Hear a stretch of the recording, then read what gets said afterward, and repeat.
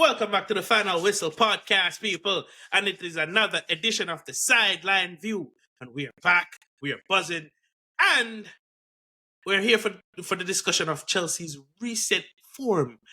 And it's going well, people. But before we get into it, please remember to like, share, comment, subscribe, hit the notification bell to get notified on when I upload a new video. It is coming closer to the end of the season, so it's a bit rough for me in terms of an episode every week, but I have some good content coming your way. But before we continue, let me introduce the boys in the cut. The boys with me today are Marshall. How you doing, bro? Surprise, surprise, Javon. I think we have some apologies. Hell no, I'm not apologizing for this, man. All right, Don't start the episode like this. No. Javon, we gotta admit when some people on this panel were right. Not this man, though. That is not okay. We'll get into it. Yeah. I'm okay, man. Robert, how you doing, bro? Nah, man, I'm good. I'm chilling. Good, happy days to be a Chelsea fan, and it's good to see the fruit of my faith paying off with his team and his manager and his players. So hopefully, long may it continue. Hey, happy days. You know what? Long may it continue. Indeed, because we just beat Liverpool 3-1. And before that, we beat Everton 1-0. So that we got the scalp for the two Merseyside clubs. And before that, we beat Fulham 2-1. What happens in the Conference League stays in the Conference League. Oh, yeah, we won those as well. So we are on a winning run. True Garden. We beat Skyrim and them, man. Beat some McDonald's worker. That's the real victory, boys. Beating teams in Europe. But let's get into the discussion here while I have the boys. Now, where do we start? Winning run, Roberts right, Roberts being right. The fan base turning, everybody suddenly starts to support Noni at left wing. Where do we start? Lavia, we're gonna start by giving praise to Lavia and the type of player he is and how big of an impact he brings to the team when he's fully fit. I'm going to start with Robert on this one because, Robert, it's your time to shine, brother. No, it was a great performance by Lavia. It shows why, we the reason why we bought him, because he is that player that just facilitates everything from that first phase of play. Just, the fact that he can be so press resistant, he can, he has the ability to carry the ball, and relieve so much duties from, a Casado or helps out, a lot. And like in that first goal, that the fact he carried the ball, they had the patience to wait for Palmer to check back his run and cut inside and give him the ball. It was beautiful to see, man. And then to top it all off, when he got subbed off, going and smiling and laughing at the Liverpool fans, it was incredible, man. This is why I said I believe in this team, and I believe that when we are whole as a team, bro, we let us make a couple of additions here and there. Then we gotta be serious next season. I believe, if we can keep Lavia fit next season. Addition of Andre Santos, maybe a Sugo comes in, midfield stacked, add a couple individuals on the offensive side, add a couple center backs, and bro, we are, I'm excited to what the potential that this team can reach, and I'm like when we have a full midfield around, there's very few in Europe I would envy them in our midfield. Especially because of that man, Lavia, Casado, Enzo, Santos, Isugo.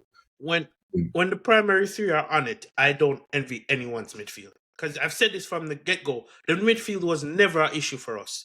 It's more about leaky defense and not trusting Colwill or Fofana, whether it's fitness or just being timid. Yeah. And just Jackson's lack of productivity in front of goal, or him not being lethal enough.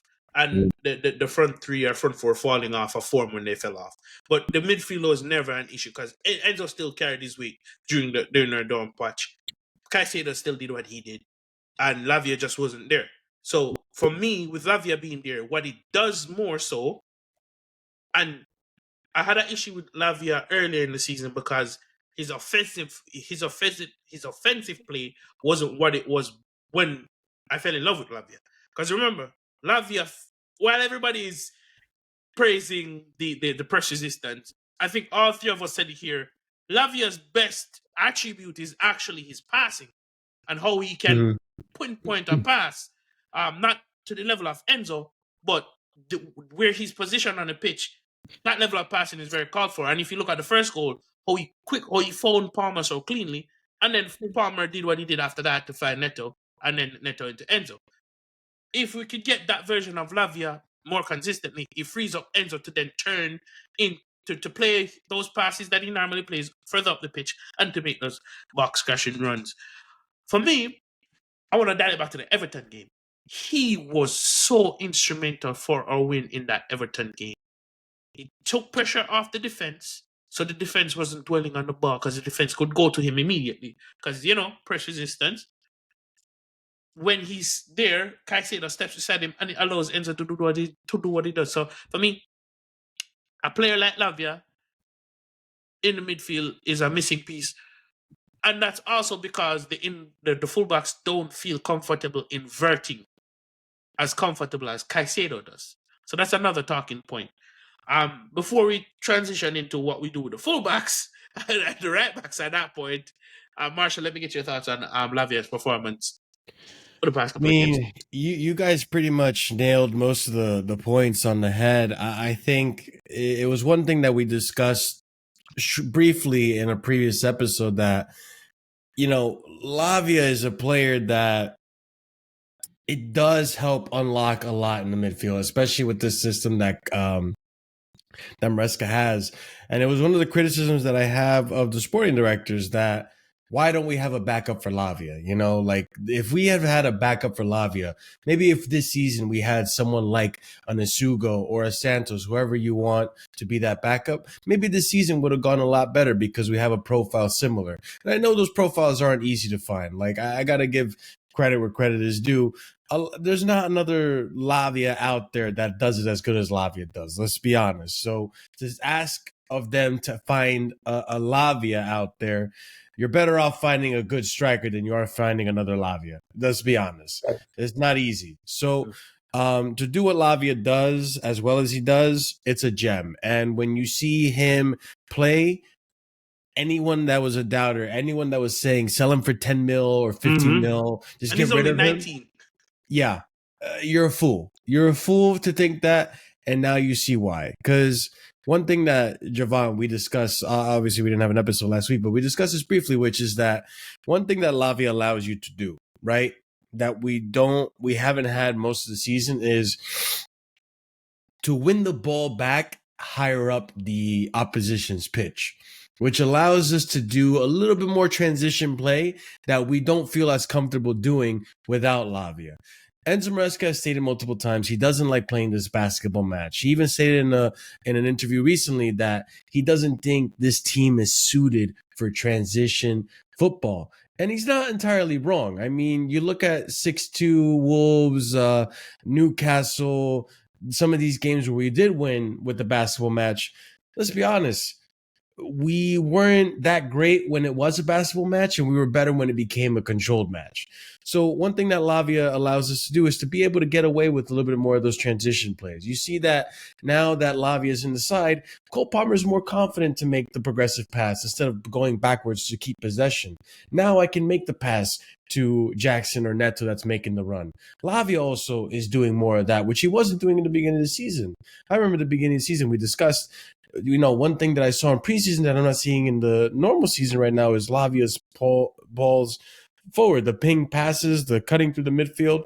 Now we're seeing it. And now we're seeing our players take advantage of those transitions, making those runs. Lavia's finding those runs as well.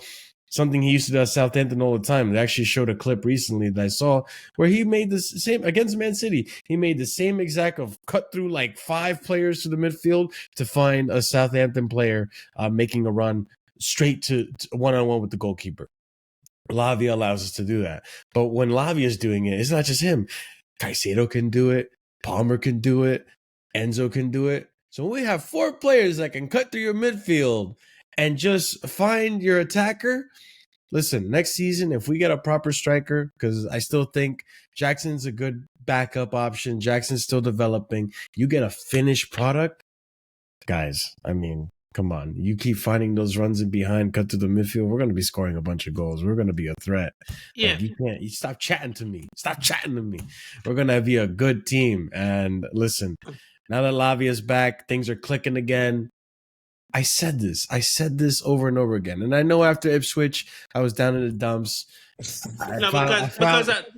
at the time, it still rings true to this day. You have to take some accountability for not getting 3 points against a relegation team and only getting 1 point across 2 games. So I get it. I never walk about that talk. No, and I won't either. Like, I know I was down in the dumps, but I still had hope. I still had hope because I was like, okay, if we can win against Everton, I think I can believe more again. Like, I still believed, but I can believe more. And we did win against Everton. So I was like, okay, and Fulham too. I was like, okay, Fulham, we did it. Give me Everton, and I can really start believing now. And I really started believing. And so Liverpool, I was expecting a loss, but I was expecting a win against Newcastle. But we got a win against Liverpool, and now I'm even more expecting a win against Newcastle. And you know what? I kept saying this. What is stopping this team from going back to the form that they were in the beginning of the season? People doubted me. People called me deluded. People said this and that. And I was like, okay, if you say so, if you think this is the one thing Chelsea fans do, and we'll probably talk about it. You focus on the team, and when it comes to Chelsea, it's only negative. But when it comes to every other team, they're the best team in the world. Mm-hmm. It's like, that's not how it works. You don't watch Newcastle day in, day out. You don't watch Forest day in, day out. You don't watch Man City day in, day out. So you can't sit here and tell me that they're going to be perfect for the rest of the season. Yeah, they're going to be Brighton, Isak. Come on, Isak FC. Look at what happened against Brighton. Now look at where we are with Newcastle. We're tied on goal difference even. The only reason they're ahead of us is because of how many goals they have over us. Look at Forest. They dropped 2 games in a row. Mm-hmm. Now look at where we are. We got a good gap. Some Chelsea fans, and I'm not going to help myself, some Chelsea fans are even talking about overtaking Arsenal. Listen, we'll get there when we get there. But Arsenal, listen, Chelsea, man, with Lavia, as long as he stays fit for the rest of the season, I'm confident, man. I'm confident. We'll be okay. Mm-hmm. Yeah, and I think when going back to that transitional topic, I think Maresca I don't want to give him too much credit, but I still want to give him some credit. I think he sussed out at some point in the season that our defenders are not it.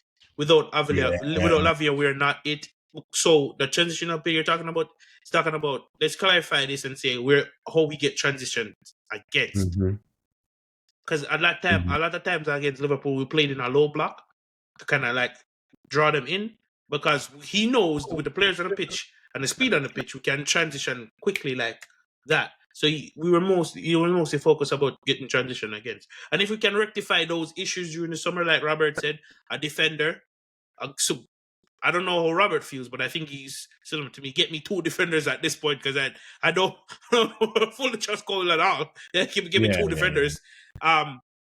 Those defenders that are competent to understand how he wants his system played to prevent how he gets transitioned again. Then we can have that basketball conversation, because now you got Lavia, 2 defenders that can prevent the basketball, how we get transitioned again and win the ball back to get further well they're out of position.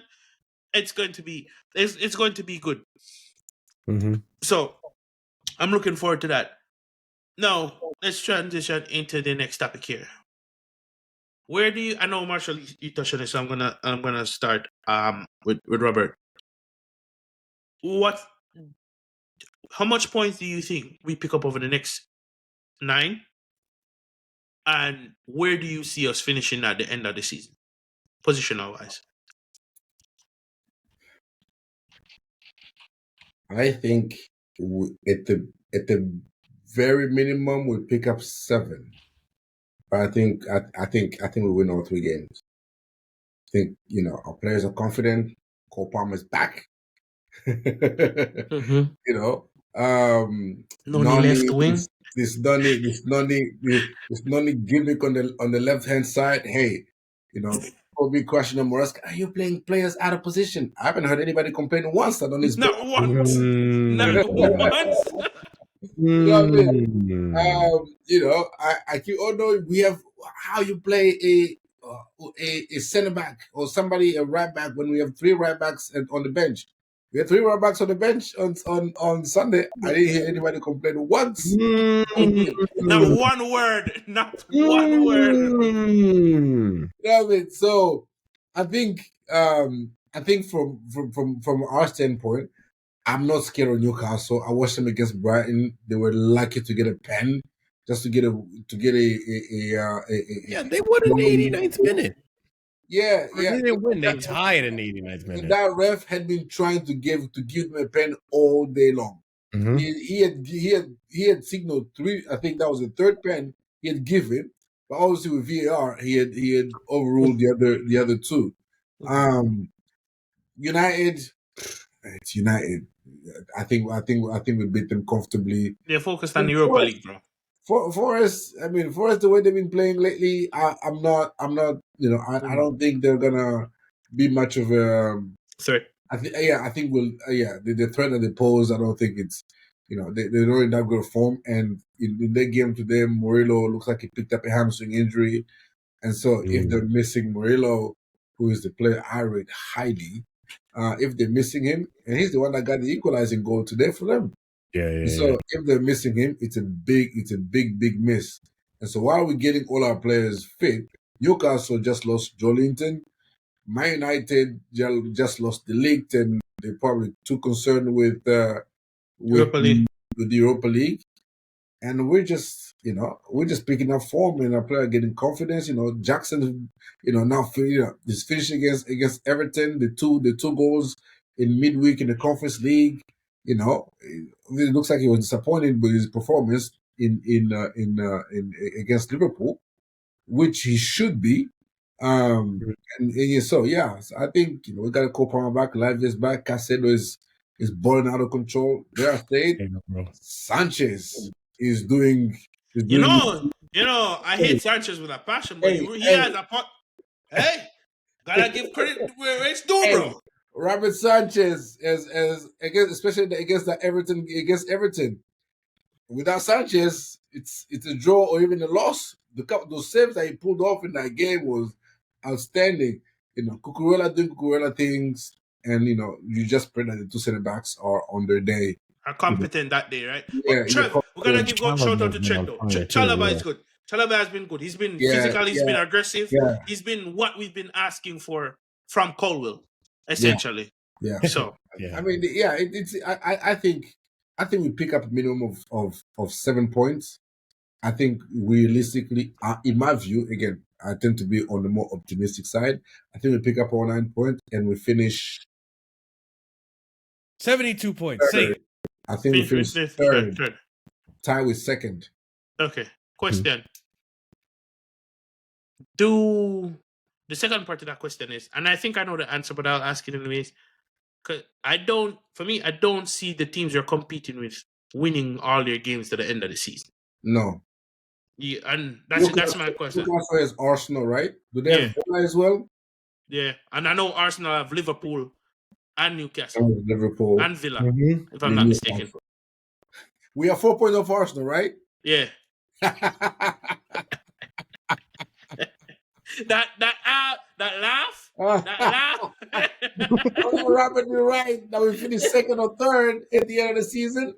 Don't let me be right again. Marshall, let me get your thoughts. Listen, I am sticking to my guns. I said 72 points. People laughed at me. You call me delusional in the comments. Coming for y'all. He's coming for y'all. I don't get 72 points. Marshall is 72 points at the end of the season. You guys laughed at me. Not you guys in the panel. You guys, you deal with me. But in the comments, on my channel. You said I was delusional. I said I'm just being realistic. You said I was delusional. You said I want what you're smoking. I ain't smoking anything but just realism.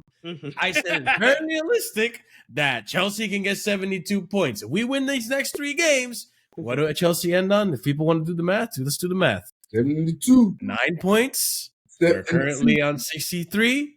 63 plus 9 is 72. I'm just saying, if we beat the stars be Newcastle, I'm just saying, if we beat Newcastle, 72 points looks very obtainable. So, listen, with the way the team is going right now, obviously Lavia is going to be a key factor. Just keeping him fit, bubble wrap him, even and this is what I like about the recent form is that, guys, we haven't needed to use Reece James. Our team is so strong right now that we have. Robert's face is taking me out, bro.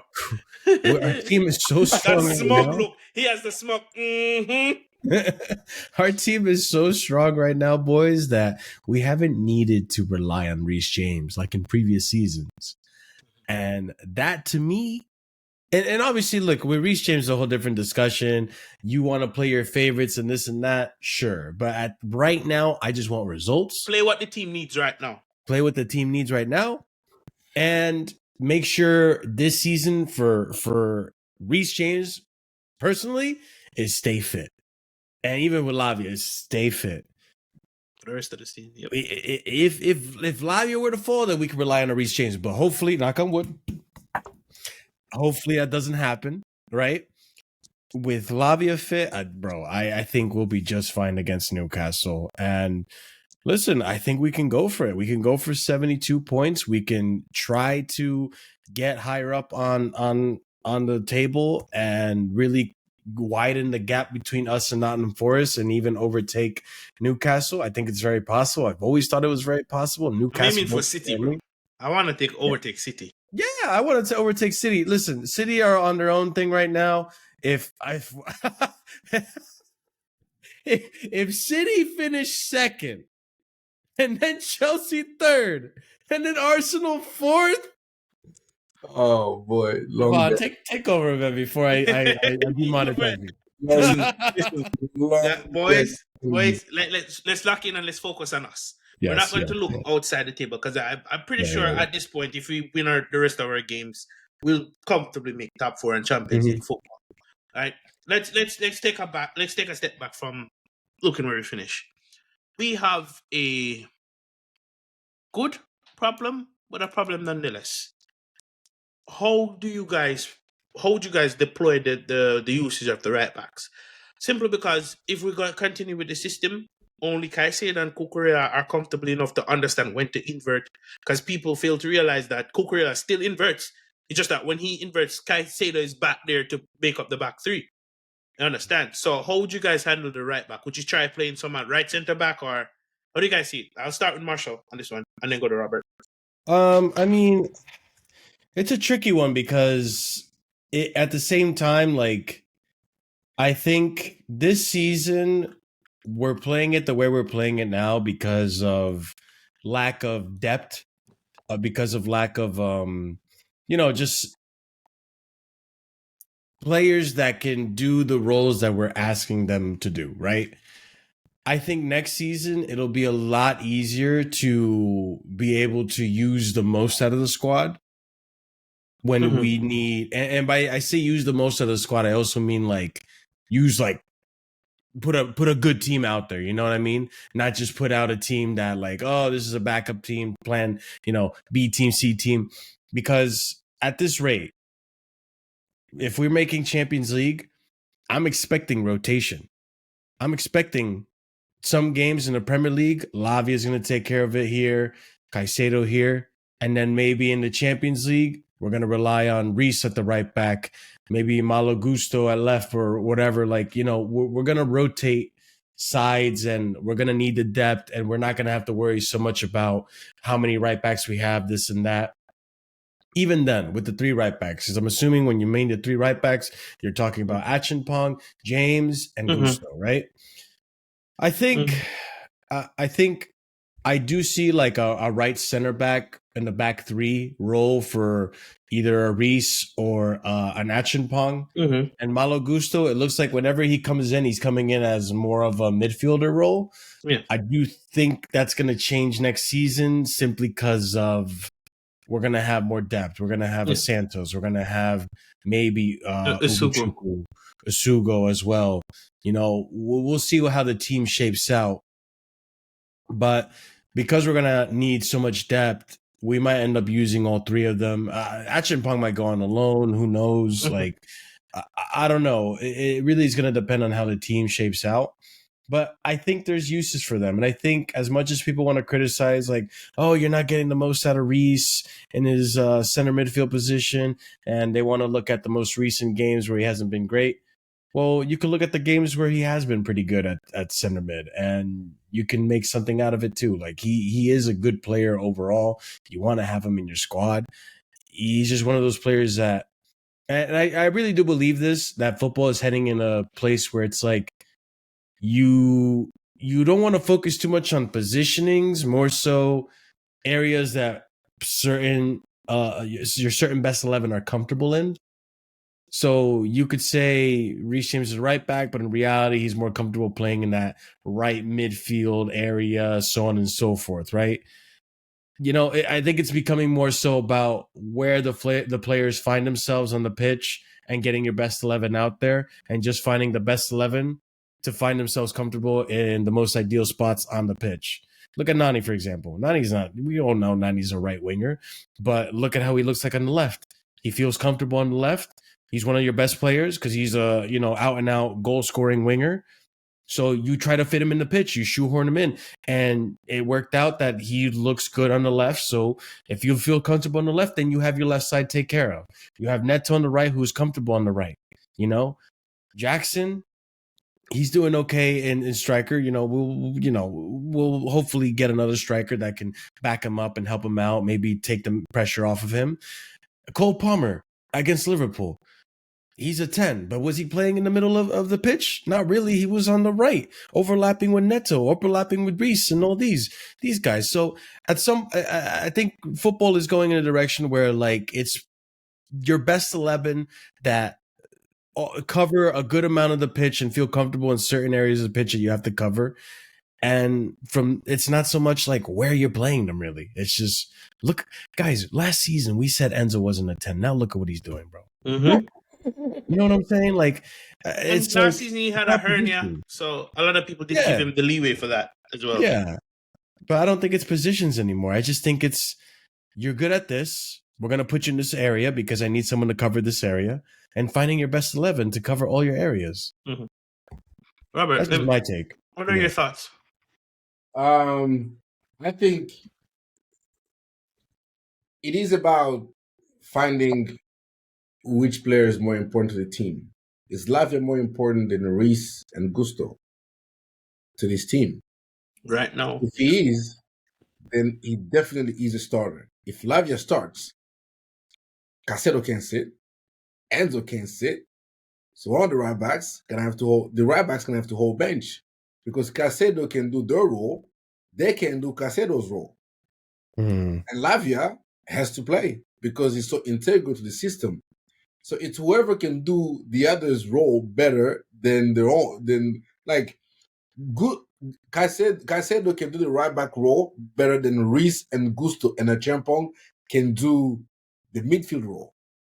Mm-hmm. And so that fact automatically means that Caicedo has to play, and so he starts a right back. He inverts and along with Lavia. And that gives him even a license to kind of roam around, don't just sit there, because you have a license of Lavia just being there. And Caicedo, even if you put him in those, those Gusto pockets like in the 10, he's a more of a creative, like this final third pass is quite underrated. So he can pull off one of those passes better than Gusto can. If he was in that role. If it was in those half spaces. And so that's just the way it is.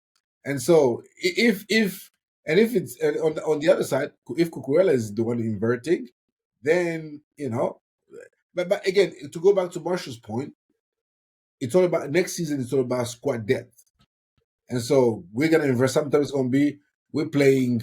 I don't know, Villa. Obviously, can Gusto invert against Villa or Rich James? Yeah, of course. If we play Burnley, they just came up. Can Achampong invert against Burnley? Well, you would Exactly. hope so with the hype that he has. And so it'll be that to give That probably, yeah. Caicedo, we'll give Caicedo a little more rest. But right now, when we in the thick of things, in the running Big that games. it is the best, put the best squad on the pitch. And the Mm. best squad has Caicedo, Lavia in there. And with all due respect to Reece and Gusto, you hold bench. The interesting part, though, is I find it interesting that Moresca brought Gusto off the bench first, ahead of Reece James. Because he's deploying Reece James as an out and out midfielder. That's No, what I no, found no. interesting. He deployed Gusto as a midfielder. Oh yeah, Gusto went into the middle of the He park, didn't deployed he? Yeah, he Gusto did end up as a in the middle. midfielder, as a right, actually as a right back, because Casado went back into midfield. Yes, Yeah, yes. yeah. So got deployed as a right back, inverting in the midfield ahead of Mhm. Reece James. Mm. And then when Reece James, I think Reece James came for Enzo So, Fernandez, yeah. then he Mhm. deployed Gusto fully in midfield, along with Casado. Yeah. Then Reece was a right back, and so This was actually overlapping. That's the thing that shocked Yeah, me. yeah, yeah. He was up there with Noni. yeah, Noni went to the right. and so that's something that I found quite interesting. And I've said it long. I said that I think in Moresca's system, if you have to play a right back that will invert, I think Moresca trusts Gusto more than he trusts Reece James, just because Gusto he has the recovery pace. He's the aggressive. He's aggressive and he's tenacious. Rich Mhm. James sometimes he is he sometimes he acts like, well, I'm Rich James. You should know how good I am. So like instead of getting to the ball, he waits for the ball to get to him, and then the opponent stops Closes napping. him down. Yeah. Yeah, close him Mhm. down quickly. Instead of being the aggressive and on the front foot all the time, sometimes it comes in is a little bit more relaxed and he doesn't, he's not on to. Like if you see like the game against Legia Warsaw, he was the one in midfield. He was quite Mm. like there's no intensity into this game because Mm. Rhys James, who's supposed to bring the intensity, was in midfield and he was not. He wasn't the guy that was bringing intensity when we Mm. playing against Legia Warsaw at home.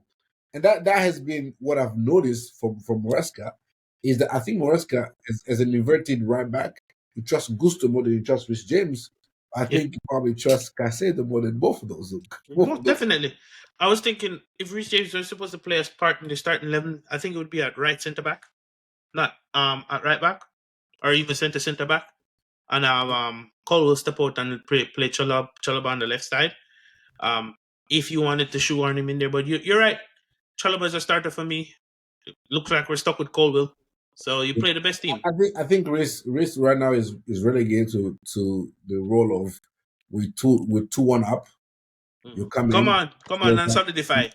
yeah, you shall just bring another defender. You take out I don't know Cole Palmer or I don't know, a Jackson or an Enzo Fernandez. You brought in a Rich James to show up the game and to make sure we even more defensively solid. And that's probably the role that he's gonna play between now and the end of the season. I come Club World Cup, we'll see how he's deploying the Club World Cup. But Oh, for I now, don't he's even, a bench option that comes off the bench to show up games. Mm-hmm. I don't even think I see it that way really, because the way I see it is that we've seen the lineups that Maresca's put out for Conference League, and they're strong lineups. We're not no longer really deploying the B team, really. Or Like, the 8.2 or something like that. yeah, like we really only rest our midfield because we Mhm. see Reese and KDH start in the midfield. But you look at, against Vergarden, Tosin has been in and out of the starting 11 for a bit. So you could argue that, yeah, maybe he's in the B team. He's like in between, right? Batty Shield's in the B team. But you look, Cucurella started, right? We had who started at right back against Djurgården? It was Achinpong. Mhm. Achinpong's a good player. We had Tariq George, but Nani started. We had Sancho in there, who's also in and out. Like, I don't think he's been demoted. Cole has been starting a lot of these games. I just genuinely think that I think when it comes to the squad, when it comes to this competition, we all know as Chelsea fans that we have to win this, Mhm. right? So, but at the same time, we don't take it seriously because of the teams we're playing. But God forbid if we lose, then we're really upset because we need to win this. Like this whole entire tournament, this whole entire competition, we've walked it.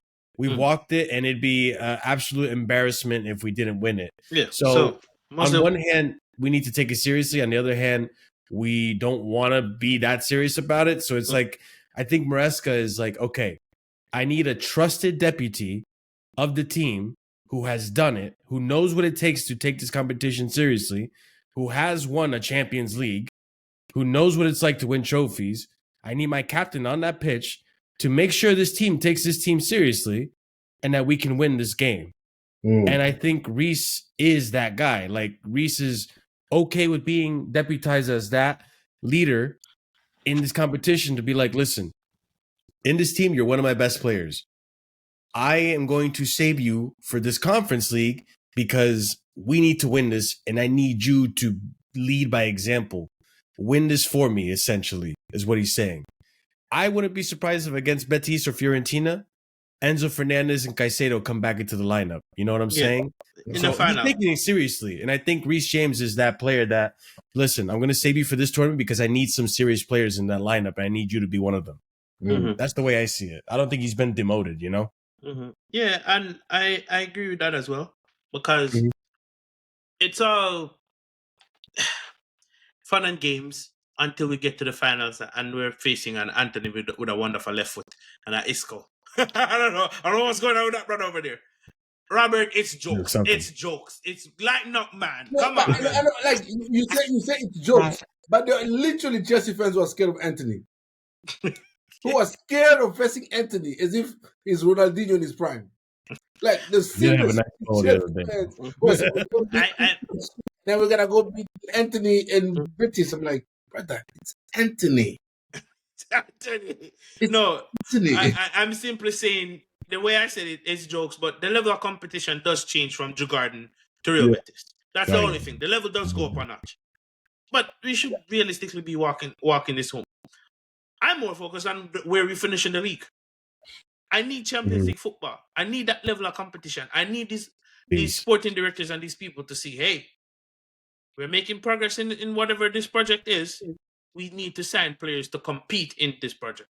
Like even Robert admitted, we need a new defender. We need another striker, right? So it's not like they're going into the transfer window having a team Champions League football if we get it, saying, okay, what do we really need to strengthen this squad? No, the issues are clear. I didn't want to give him a pass, but Robert, having spoken to Robert and a few other Chelsea fans, we kind of have to give him a pass for not bringing in a defender. But I think Robert can agree now. There's no excuse to not bring in a defender in the summer, right? And the same thing with the striker position, right? Hey, yeah, you guys in the comment section can call me crazy. I think we'll be just fine if we go with Petrovic next season. Just I saying. agree. I think we'll be fine. We'll go with Petrovic next season. Robert, I'm telling you, passing out from the back, his progressive play, all of that is top tier this season. The concerns, I understand it's League One, He's one of the best but goalkeepers in the repeating world. it over a whole season, you're telling me he can't replicate that. You like stats, Robert, don't you? No.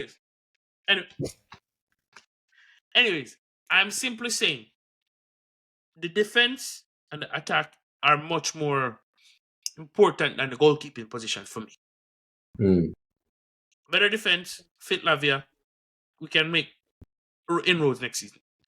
Don't get me wrong, I don't want Sanchez there because I'm not one of these guys. I don't want Sanchez there. But if I had to spend the money elsewhere, I'm targeting the defense and attack first.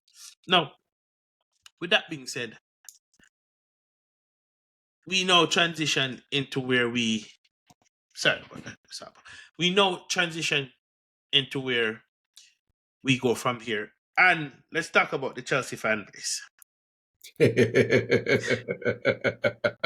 What would you like to talk about, Javon? Surely nothing. They're You the best, see, they're the best fans in the world, man. What are we talking about?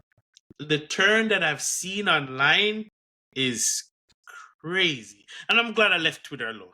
I'm glad I stopped engaging with these people. But to see people like CB change a tune, to see people like Marshall going after people that are calling him crazy or whatever, I just look and laugh. So let's start with the Ritter. One, the the protest. Sorry, the word is slipping. It's very late here and I want to sleep. The protest. I don't hear much noise about that anymore. Of course not. Why would you? So was that all for nothing? It's a question I'm posing here. And two, and I'm gonna start with Robert with this. What do you make of the turn in and the change in tune? Because I guess Marshall, I guess this is where we say Robert was right. Because Robert did say we win a couple games and it's all gonna change. What do you thoughts on that, Robert? No, it's I have children, right? And Knew you were going to say this. Temper tantrum. I have to, yes, and I told you it's a temper tantrum. You know, children throw a temper tantrum. It's a one-time little thing. They're upset about something, and then you put Peppa Pig on, and they move on with life. He said put Peppa Pig on and they They move on put with Peppa life. Pig on, Peppa Pig, and they move on with life. It's not. And you as a parent, you just like you can't overreact to every little temper tantrum that a child makes. Like you know what? Yeah, when you done with your temper tantrum, then you can come back into the living room and if you like talk to me, then we can talk. But you're throwing a temper tantrum, you're gonna get over it. Life is gonna go on. You really ain't gonna have to stress about. But overall, I think the upturn into the mood in the fan base is we winning, and when we as it was said, if a couple months ago we were chanting, we got our Chelsea back, and then a couple months later it was, oh, we need we need Moresca out, Clear Lake out, sport directors out, bring back Mourinho, bring back I don't know, bring back Roman and all this stuff. And then we win a couple games. We win 3 games on the bounce, and everybody now, oh wow, Moresca, wow, I rate him. Before that against Ipswich, like why is he playing this Chalobah a right back when we got 3 right backs on the bench against Liverpool? 3 right backs on the bench, can sit the right back, nobody complains. And it's just the nature of the beast, man. That's why I don't overreact to every Chelsea, whatever the Chelsea fan base does. You just look at it as like they are an emotional bunch. They are, for the most part, they're very immature fans, in my opinion. They're very immature because if only immature people are that reactionary to every little thing. Every little thing you react. Every little thing you react. It means you don't have any backbone. You don't have any like you just blow with the wind. Wherever the wind goes, that's where you go. If we go left, protest, you go left. If we go right, we got our Chelsea back. You go right, we got our Chelsea back. You don't have any roots really where you can like if we're booing, we all booing. If we're singing, we all singing. Like that's the nature of this fan base. Like all over the place. There's no foundation to where you're like, okay, this is what we stand for. Just like whatever is blowing with the wind, whatever Twitter says we do, let's do it. Whatever we boo, we're gonna boo Sanchez, let's go boo Sanchez. We're gonna protest, let's protest. But at the end of the day, there's no substance. And that's why I think from the owner's standpoint, that's why I told Bully start changing his tune. It's like, yeah, well, you can't please everybody. You understand that? Yeah, before it was like, oh no, we respect the fans. The fans are really that important to us. Afterwards, it's like, yeah, well, we respect the opinion, but you can't please everybody. And some people just like, yeah, well, it's like the child that keep on crying wolf. Like, there's a wolf over here, there's a lion over here. Then after a while, just like, yeah, well, he just cries all the time for no reason. So move on with life. That's what it is now. Marshall? Okay, let's get you Yeah, I mean, it's kind of what Robert said pretty much, and it's just one of those things that like we've said it from the get go. And listen, that's not to say I don't want to discredit the discontent that some of the fan base have had because it's reasonable. Like, listen, as Chelsea fans, we're used to being in Champions League. We're used to being one of the best teams in all of Europe. I get it. I understand that. And I think Robert said it best. Like, it's a lot of immaturity when it comes to the Chelsea fan base. It's a lot of immaturity from, funnily enough, some of the oldest fans in UK, Absolutely. which is that's what baffles me the most. You would think they're very understanding, but no, they're one of the most spoiled brats in the UK, which as a fan base, which is they don't have the Roman anymore, they don't have UCL football anymore. They see an American owner and they start crying and doing all this stuff, and it's just like it's annoying because there's so many factors that have nothing to do with the football that coincide with how they're reacting to things on the pitch. Now, the thing that we've always said, the thing that I've always said, and someone who is mature, emotionally mature, will tell you is that, listen, things aren't going great in terms of form, but you look at where we are in the league, guys, we've always been in this position to be in UCL football. It's not like we just acquired it now, like in Pochettino. Like, when it came to Pochettino, we were in 9th place up until we started winning the last 6 games or 5 games of the season. Yeah. And then we jumped up to like, oh, we can start believing. No, we've been in UCL spots for most of the season. Mhm. And that's why, like, I never overreacted this way because I'm looking at the table. The table doesn't lie. It tells me I'm in UCL spots. I know we're not in great form right now, but everyone else isn't in great form. Mhm. If we were in bad form and we were dropping down to 9th, 10th, then my reaction would be totally different. So that's where I get at where Robert's saying it's like emotional maturity from the fan base. Like, look at what's going on the table. Look at what's going on in the rest of football, not just Chelsea. Mhm. Because when you look at just Chelsea, yeah, the world's going to look like it's collapsing. But when you look at the rest of the football, the rest of the teams, you realize, oh, okay, we're all kind of just trying to swim and stay above water to keep our breath up. And I understand it's not ideal. I understand we all want to be like Liverpool and just dominating the league and stuff like that. But another person looks at the whole picture and says, like, okay, these guys came in, they ripped out the whole foundation that was the club, and they're starting brand spanking new. So things aren't going to be like they used to be. We're building up to be like it used to be. You look at the first season under Bowley, horrible finish. You look at the second season, okay, we got better since that finish, not ideal, but we're getting there. Now you look at this season, we're talking about UCL football and potentially a trophy. I don't know about you guys, but to me, that looks like progress. If you don't want to see it as progress, then that's your prerogative and that's your immaturity and that's you just not wanting to see the truth of the matter. Just because it's not like it used to be doesn't mean it still isn't progress under this ownership. So, listen, as many criticisms as I have of the ownership and the directors and all this and that, the one thing I got to give them is that we are heading in the right direction. And that's not a lie. That is not a lie. It's not a lie. It's not an ideal way, in my opinion, but it's still, hey, you're doing it in one way. Just because I don't agree with it doesn't mean it's wrong. You know what I mean? So, listen, at the end of the day, if we do finish in UCL, we do win a trophy, kudos. Let's keep it going. More trophies, and let's keep being consistent. And next season, let's challenge for the league. And maybe the fan base, I'm just saying, it's not a coincidence that when the fan base start to be cheering and not booing as much, that Robert Sanchez stop making less mistakes. That the players. Hold on, let me transition. I was about to ask what you guys think about the atmosphere on Sunday, and against Everton. The atmosphere is. The future of Chelsea is too bright. I gotta put my shades on because it's too bright out here, man. Like I'm seeing trophies in the future. Me and Javon I gotta put shades on just so I can. You see why I didn't wanna admit that it was right. This is your fault, Marshall. I made a mistake. Heavy, I love you too.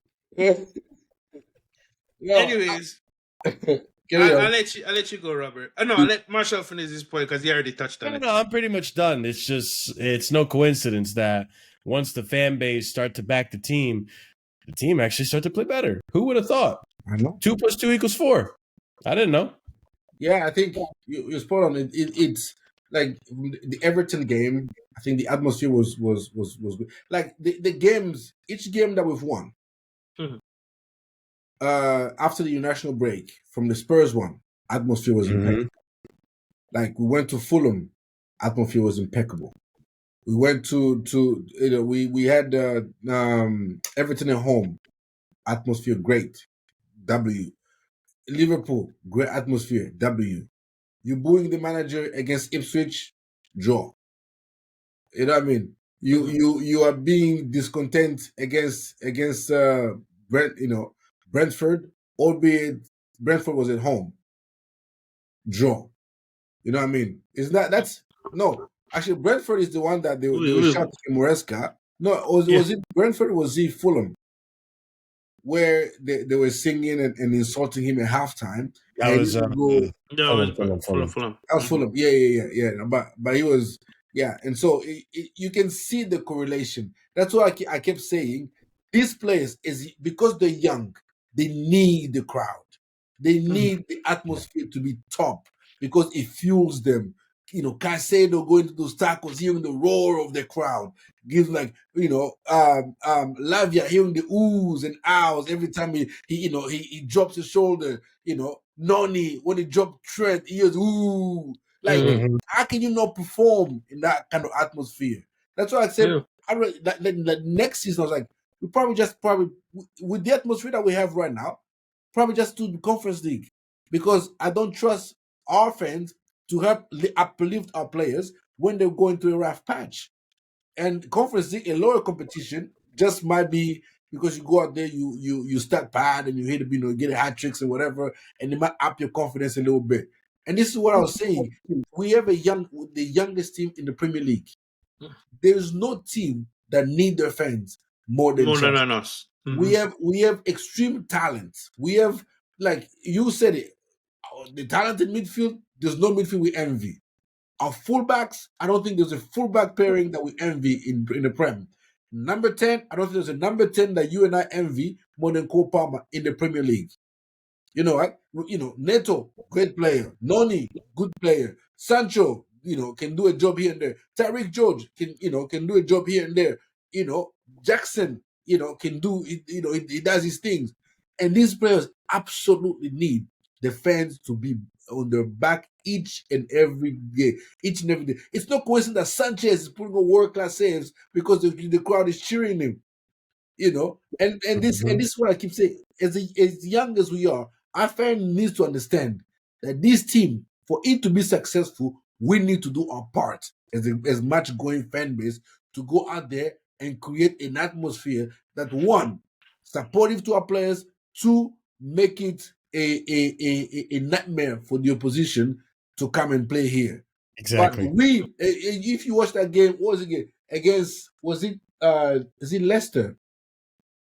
No, Ipswich. Ipswich. Ipswich. Ipswich When at home. we were booing every time and then the Ipswich players got encouraged, like if we press them, the crowd is on the back of the goalkeeper. If we keep on pressing them, we can have some luck here. And then the opposition gets confidence, and our players drop in confidence, and that's how you get the bad results. And if we just have these atmospheres like the Liverpool, like the Everton, every single match day, I think we would have been I think these players would have done even more. They would have been uplifted even in the rut that we went into. But it's no coincidence that Cole Palmer drops his best game in a while when the atmosphere is absolutely stunning, at home. And that's what these young players need. But people say, "Oh no, we need standards. We didn't do this for Didier Drogba. We didn't do this for John Terry. If they cannot perform without the Yeah, crowd." yeah. I get it. The fan support has to be consistently positive And even if it's not positive, just has to be supportive. You can criticize after the game. All right. Absolutely.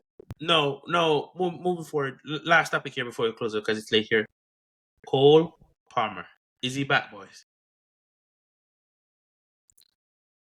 We got our Palmer back. We got our Palmer back. We got our Palmer back.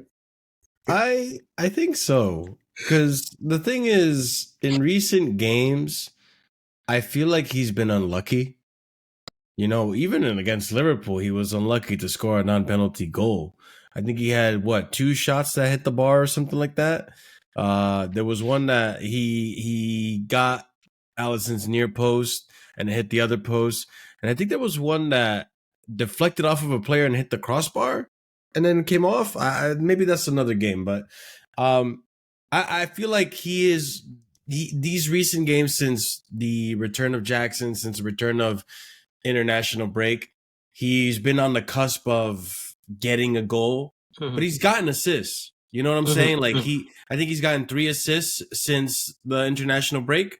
So he's been like involved. I mean, Everton was one of those games where they played around him, but outside of Everton, he has been involved. And I think, like I said, a big part of it was Lavia. Because one thing I noticed about Cole Palmer's game in recent time is that every time he was getting the ball, instead of looking for the progressive pass and trying to find the spaces and look for Jackson's run, Neto's run, Nani's run, Jadon Sancho's run, Enzo's run, he would pass it back. And it was really frustrating. And, you know, people are going to say, oh, well, Enzo Maresca is telling him to do that. Enzo Maresca is telling him to... All right, whatever, bro. You believe what you want to believe. If you really want to believe that against Liverpool, the whole entire starting 11 ignored Maresca's tactics, that's your agenda, Simon Phillips. I won't say anything. But anyways. Yeah, I want no beef. No, there's no beef, a man. We're podcast guy vegan here. We're vegan. But anyways, so I'm just saying, like, I think when it came to Liverpool, for example, when you have Lavia, even the last game, when you have a Lavia that you can rely on, it gives those players confidence to do the things that they were doing earlier in the season. And with Cole, I think he realized, like, okay, Enzo's higher up the pitch now. He doesn't have to track back as much. Now I got more options in front of me. I can do 1-2 with this player. I got Neto next to me as well. I can do 1-2 with him. Nani's on that other side if I have to switch it over to him. He's making the run. I'm finding him. One thing, Jackson, man, you need to stop falling for the offside trap, bro. Because if you didn't fall for the offside trap, Cole was looking for you. Cole was looking for you. Cole, Jackson, where are you? You're offside. Jackson, I'm looking for you. You're offside. But I think Cole, I think he's back. I think his confidence is back. He needed that goal to break that 3 months drought. And it's good to see that, you know, it's like people were asking in these last run of games, oh, we need Jackson and Cole to turn up because without them, there's no way we're winning this. Well, look at what they're doing. They're turning up. And look at what we're doing. We're doing it. So I think he's back. I think it's as long as Lavia's in the team, I think Palmer's going to have the confidence to take those risky passes that he didn't have before because he has Lavia and Caicedo back there to clean up any mess that he might make. Same thing goes for Enzo, to be honest, Enzo Fernandez. So Enzo has been so good. The heart of the team. Phenomenal. When everybody was complaining about Enzo, I alone stood up. In the early part. Sorry, it's just me and Robert. It was me and Robert. Robert and I flew the Enzo flag. And it's great to see how he's finishing the season. 20 goals and assists across our competition this season. You know, that stat is underrated. If we were winning the league or a major competition that these people deem respectful, people would be lauding Enzo. People will be all over Enzo, but in due time, I want to say this. Enzo and Caicedo will get their respect, the proper respect in due time. No, Caicedo already got his respect. No. You not understand what I'm saying. Because a lot of these people that are football enthusiastics, they don't understand how to appreciate a player, even if their team is not winning a title. Oh, you understand what I'm trying to say? Bro, Jorginho, Kovacic, had a good season last season. No, keep underrating them. Please. You don't want them to rate them down. No. Keep underrating them. So Why? they always have something to prove. Keep True. underrating them. Keep thinking that Liverpool midfield is better, so that Madrid can come and take Liverpool players and leave ours who are not good enough alone. It's a mastermind plan. You know, it's a master plan. Yes. Keep saying the crap they can run. You know, they play good game, one good game and 5 bad games, and you know, Moresca is not using them properly. Go and praise McAllister and Gravenberch. And so when Real Madrid need midfielders, you can go get Gravenberch and McAllister and leave our Casero and Enzo alone, please, that are not good enough. So, So let me tell you this. What's going to happen when if these boys make Champions League football and they're doing what they do best on the world stage? Oh boy, I can't wait. But I'm going to wrap it here. Thank you for joining me on the Fan House podcast. This has been another episode of the Sideline View. Please remember to like, share, comment, subscribe. And, up the Charles. Boys, peace.